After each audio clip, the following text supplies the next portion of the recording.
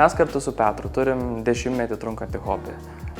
Gyvendami mieste, vieną dieną mums pasidarė labai įdomu sužinoti, kas gyveno kituose pastatuose Kaune. Ir vieną kartą prieš 9 metus ir nuėjome pasižiūrėti į autentišką tarpukarinį butą, kuris buvo parduodamas. Ir tai, ką mes ten pamatėm, mus labai nustebino. Pamatėm labai didelį koridorių, kambarius, kurie primena sales, senus skambučius integruotus sienose iškviesti personalui, tai mes taip ir likom prieš 9 metus truputėlį be žado, kas čia taip gerai gyveno mūsų mieste. Na ir nuo to viskas ir prasidėjo.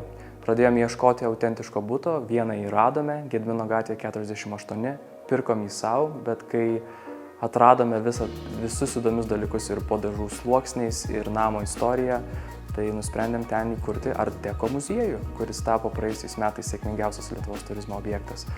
Na, o butą Vytauto prospekte 58 pirkom savo. Na ir istorija kartojasi. Tai, ką mes radome po dažų sluoksniais ir tai, ką atradome istorinių tyrimų metu, na, visą tai atradę suvokėm, kad mes negalim pasilikti tokio grožio tik tai savo ir įkūrėme antrąjį Amsterdamo mokyklos muziejų, kuriame kalbame ir apie žydų tautybės Lietuvos piliečius, kurių gausiai buvo mūsų mieste ir mūsų šalyje. Ir taipogi kalbame apie unikalų architektūros stilių, kuris tarpukariu atitekėjo iki mūsų lietuvėlės. Mus labai sužavėjo tos tarpukario čia gyvenusios asmenybės. Na, mums tekę buvo girdėti kaip amerikietiška svajonė, bet atradęs šias istorijas mes supratom, kad tai buvo ir lietuviškoji svajonė. Šio namo statytojai ir savininkai, Giršas Klisas ir Mozė Posvianskis, jiems buvo po 27 ir 28 metus.